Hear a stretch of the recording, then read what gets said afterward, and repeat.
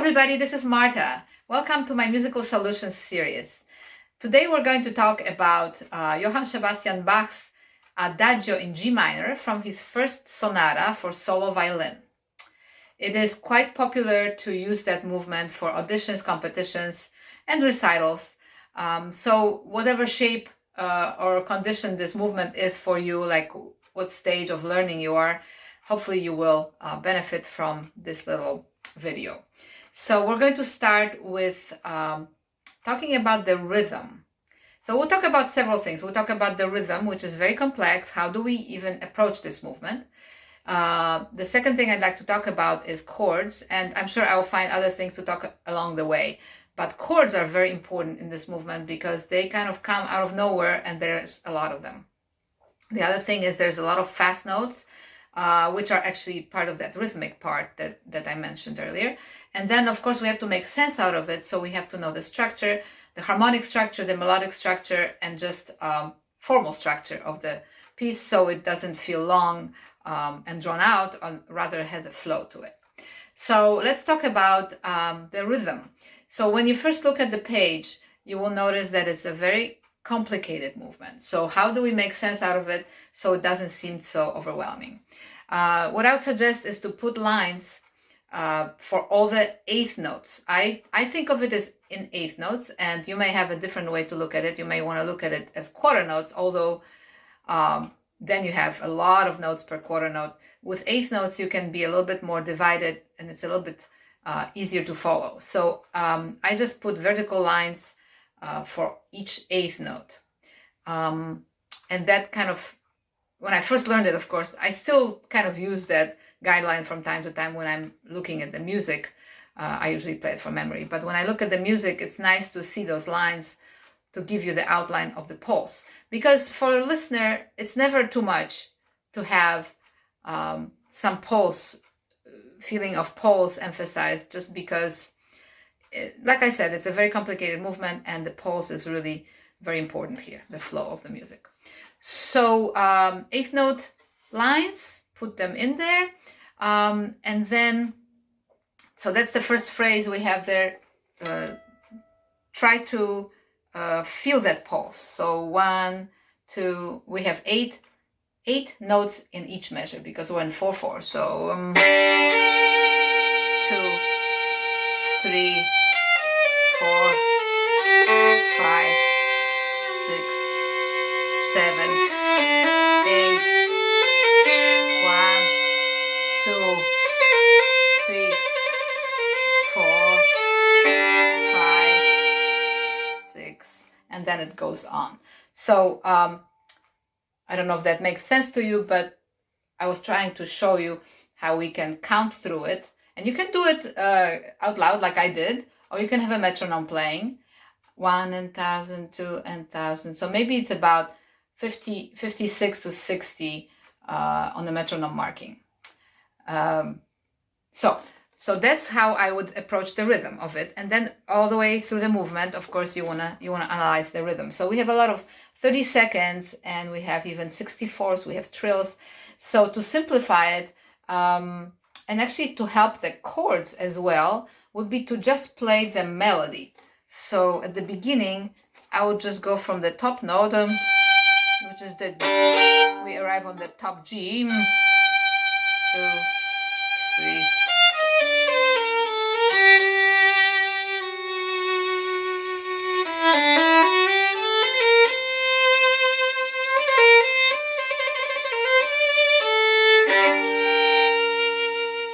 Here we really land on that middle note, the B flat.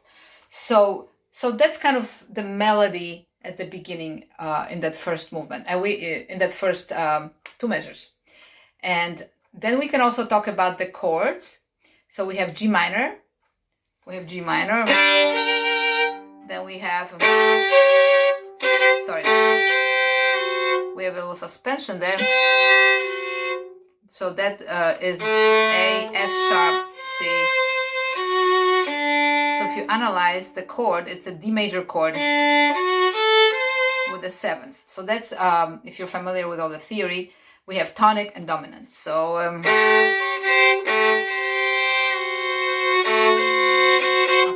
went to 5th degree of the scale, so the dominant. Then in the next measure, we have another one of those chords in a different form. So we have D, C, F sharp. So if you misplace the F sharp, put it back, put it an octave lower, and then we're just missing the A. So again, we have a D major 7.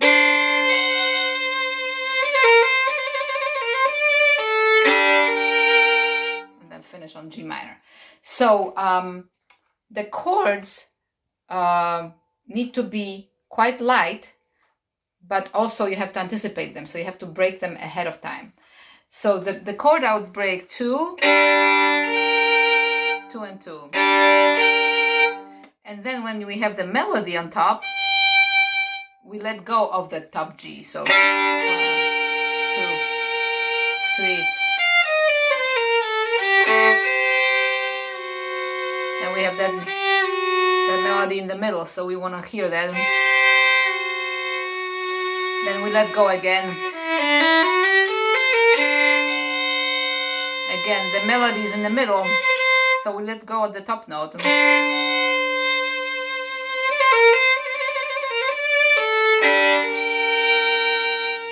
And I sometimes forget that this middle note is actually where the melody ends, but you could think of it as the top. It's a little strange, but so we put a little more emphasis on that B flat. Then we go on. So we had yes.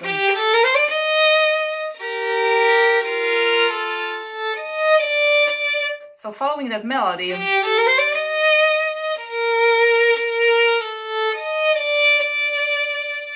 And then we have another voice come in just for a brief moment, because then we still stay in the middle.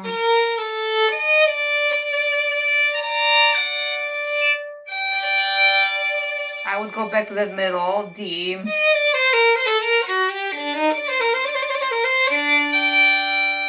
Now we top again.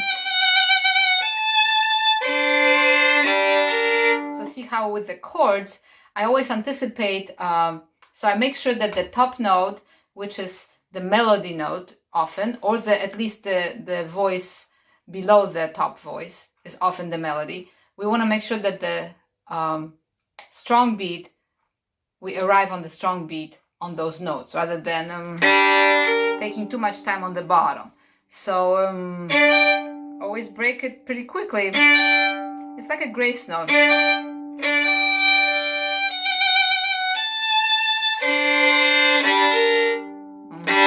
So we da-dum, da-dum, go back, go before the beat, right? Again here. So you gotta be quick. So another thing that's really important in this movement you will find is the left hand finding those chords. So how I would practice the chords, I would sometimes take time and just practice the chords. And you start by just finding the fingering. So you don't even need the bow to practice those chords. So let's say in the beginning, I just have a G minor chord. So I would just practice that. Then in the next, on the third beat of the first measure, we have that A, G, C chord with a suspension on the G to F sharp. So I would practice just that motion. And then you can practice the next chord in the next measure. So just practicing with the left hand alone and being aware of what chords you're playing, it's helpful, you know, when you know it's a G minor. And then in measure 3, we have another chord, which is, and here. So again, practice that without the bow. Just analyze what you're doing, which notes are changing, which notes are staying the same. So for example, that B flat chord, B flat G minor kind of chord, in measure 3, you want to know that the middle note does not change going to the next chord. So that stays the same. So So you can take a little bit of time working on those chords with the left hand alone. Very important. All right, so now we're in measure 4. Another G minor. Before the beat.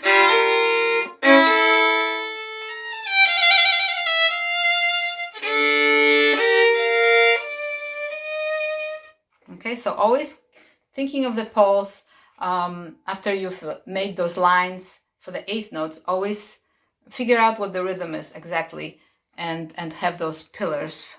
And then we have pick up to measure 6. We have a nice little dolce section there.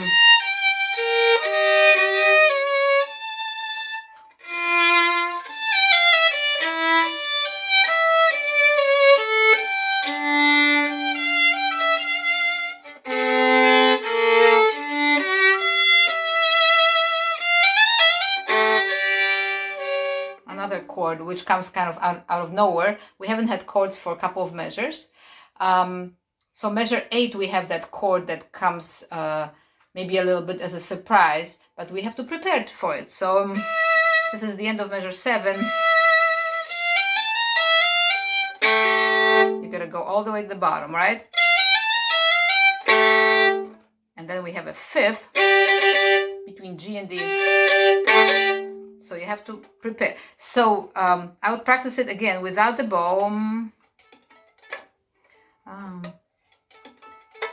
So it's the motion that we're practicing, strengthening our left hand. Very, very important. And then we have this suspension. Not an easy one. If you actually look at the chord after the suspended first D, it's actually an A, G, C sharp. So we are doing the same chord. Well, no, we have not had that chord before. So this is an A major. We have the 7th, and that's C sharp. If you put it back down, so we're missing an E here.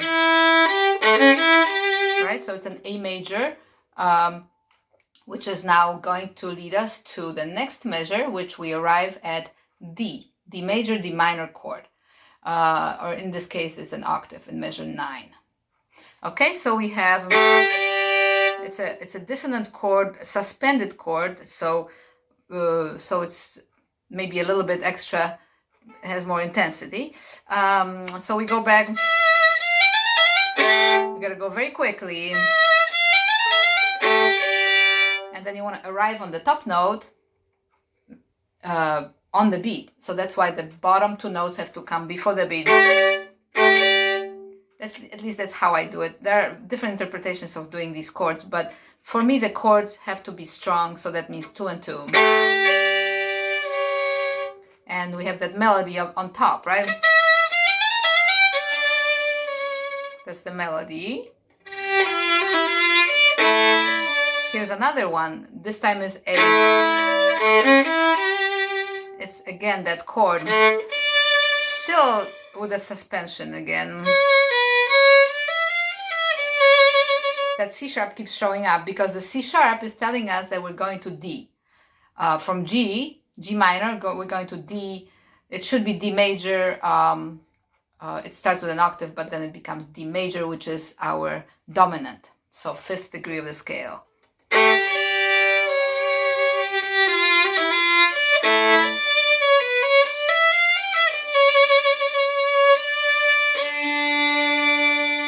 And we have arrived at the D octave. So D major, which is almost half of the movement.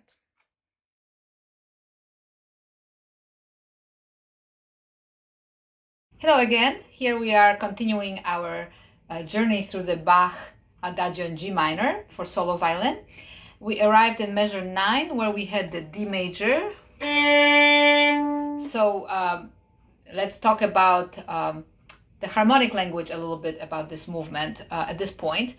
It's in G minor, and we have gone from G minor to D major, which is the dominant of the key. which is the 5th degree. That's generally how in classical music we have that structure. Usually goes to dominant, subdominant, which is the 4th degree, and then often back to the tonic at the end.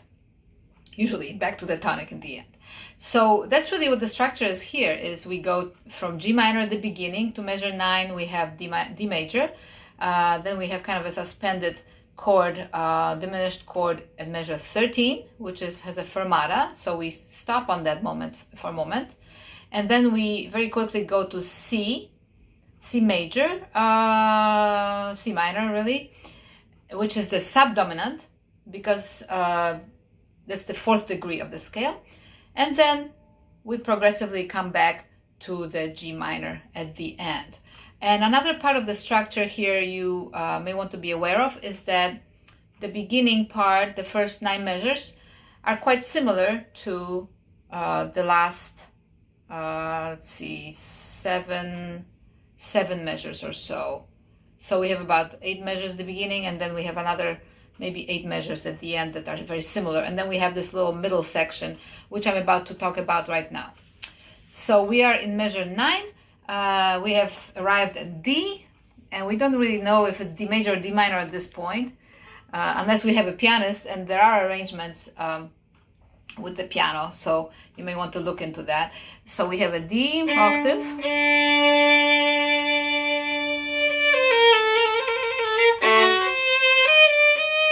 So we have some more chords coming up. So as a reminder, remember the chords have to be part of the flow of the music. So they need to be, first of all, really well practiced in the left hand, so you know what's coming. You don't want to be like just wondering what's next. So you have to practice them. I would practice them separately with just the left hand alone. So I call that silent practice. Okay, I learned that from the pianists in my family. So silent practice is very important because you're learning the gestures, you're learning to anticipate and know what chords are coming. And then with the bow, you're gonna have to, I play it 2 and 2, so 2 double stops. And because there's so much going on in this movement, so many fast scales, it's very improvisatory. Those chords have to fit in, so they're gonna have to be, your right arm has to be very agile with the wrist and the forearm, so you can cross the strings very quickly. So first you gotta get your left hand really good, and then you have to be able to cross the strings really fast. Like for example in measure 9,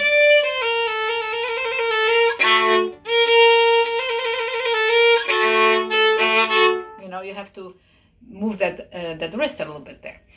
So and then also to break the chord in half, you've got to anticipate the bottom 2 notes, so that the top note, which is most of the time a melody, it is on time, it is on the beat. So once again,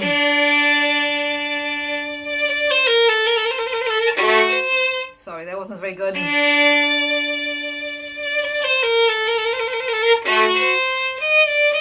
So that's where we're going, right?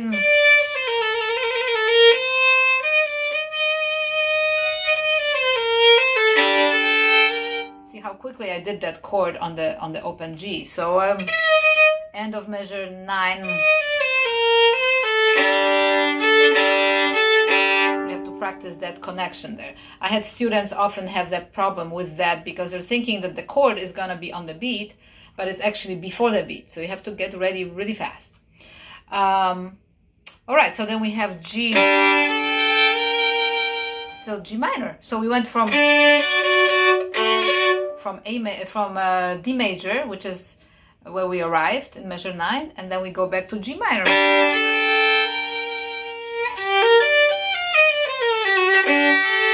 Again, getting that chord quick. Another thing in this movement that has to do with the structure, the harmonic structure, is that we have a lot of bass notes. And like if I went back to the very beginning, we have the G at the beginning, then we have A in the second part of the measure, first measure, then the second measure we have a D, and then we have a G again. So that's another thing you want to be aware of throughout the movement, and find those bass notes. That will help you navigate through, make the gesture larger. So it's really about harmony as well as somewhat of a melody. It's not really a very melodic piece, but we have to find, as violinists, we think about the melody more than harmony. So, but we've got to think about harmony a lot more in this movement. Okay, so let's keep going. Measure 10, G minor. Another very intense. So you can, musically speaking, you can emphasize these appoggiaturas, we call them, or suspensions. Enjoy them. Let's see, that's up bow actually.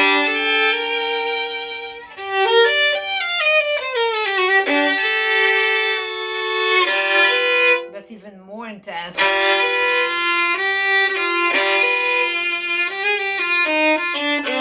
Yeah, I think I messed up my bowings there. A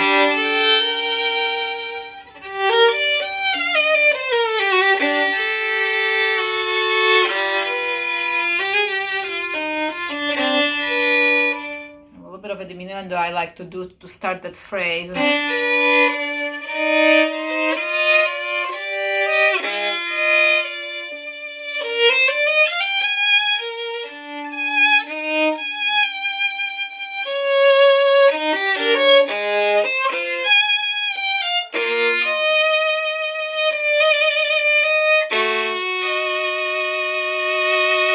That's a nice, strong, intense chords, diminished chord. So diminished chords tend to be very intense. So Bach even puts a fermata on it. So he wants us to wait and really emphasize it. And then after that we have B natural, which is now telling us that we're going to go to C, because B natural is a leading tone. So diminished chord on B natural. And here we are, C minor.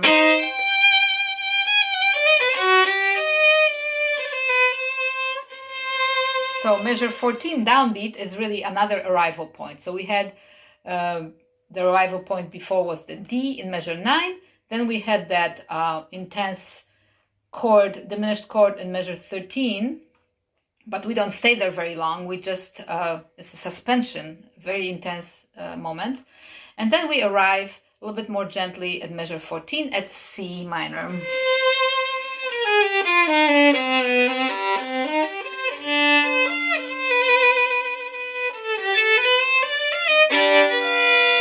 So again, before you, if you didn't look ahead, you would not notice that there is that big chord coming up. So again, work on those chords separately so they can be they can fit nicely within the phrase rather than be an interruption. So let's see, from measure 14.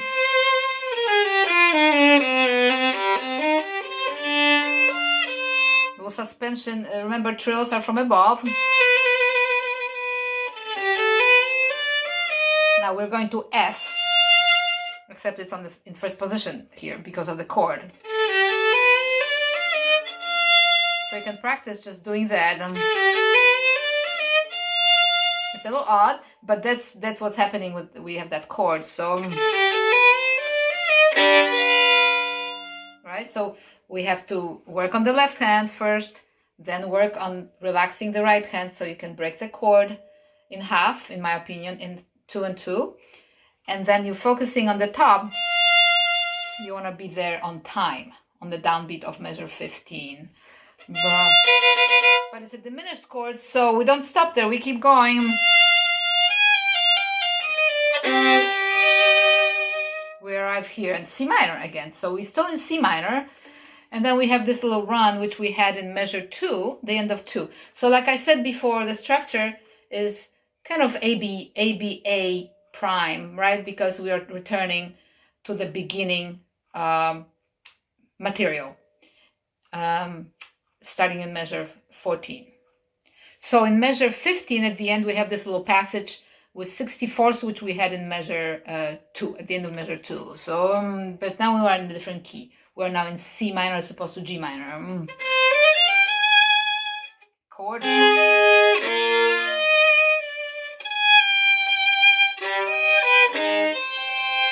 Okay, so this gets bigger and bigger. The chords get bigger.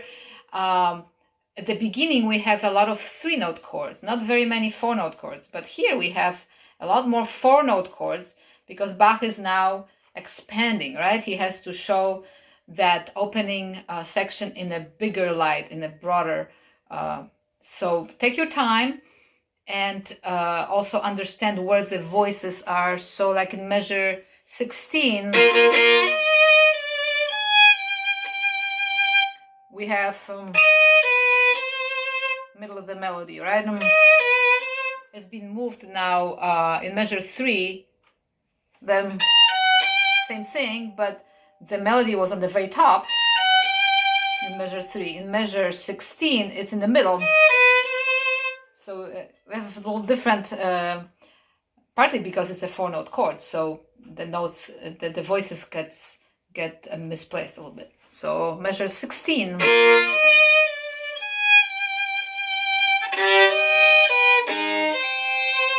So the middle voices are the melodies, right? Keep going.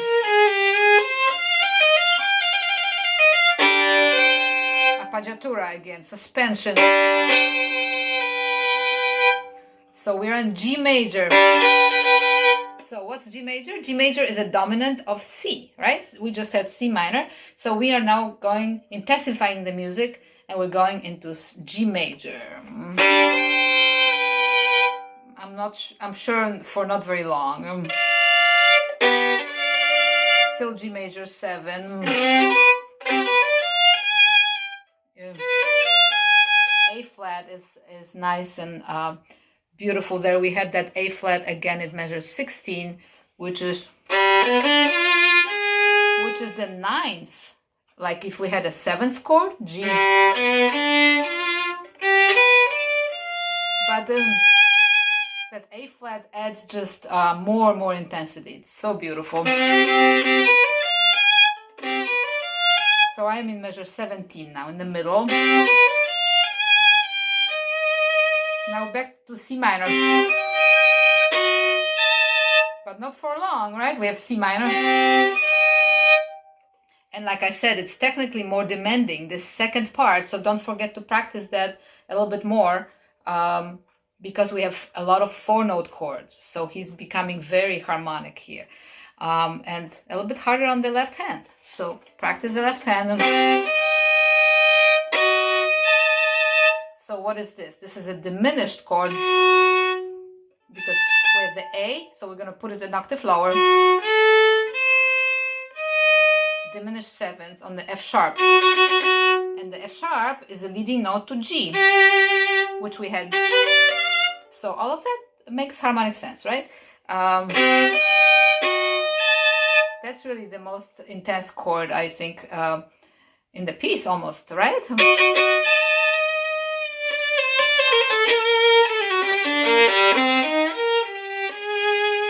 And then he changes the color completely.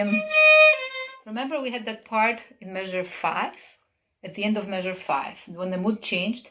And I kind of come down there so to make it more dolce.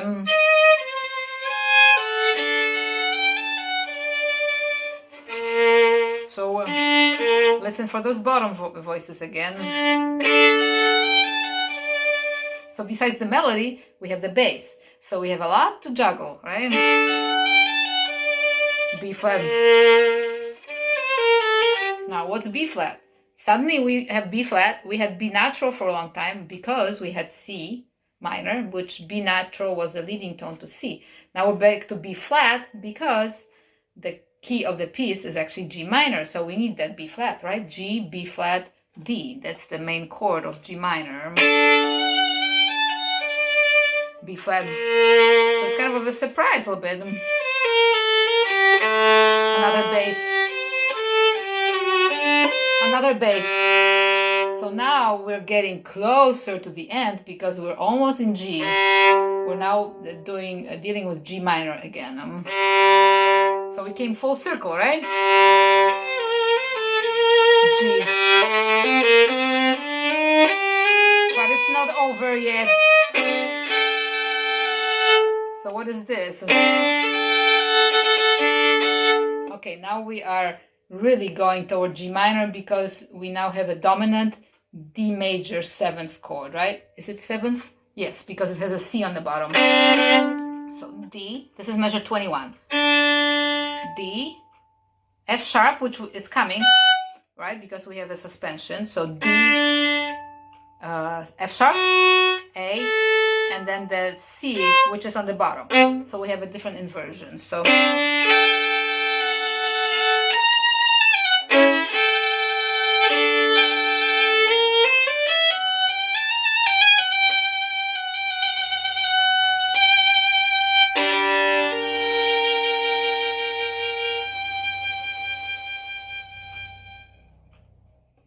thank you very much for watching my video. I hope you found it helpful and enjoyable. If you did, please like, share, and subscribe so we can reach more listeners. You can also put comments, suggestions, and requests for any other pieces you would like me to record in the comments below. And I hope to see you next time. Bye-bye.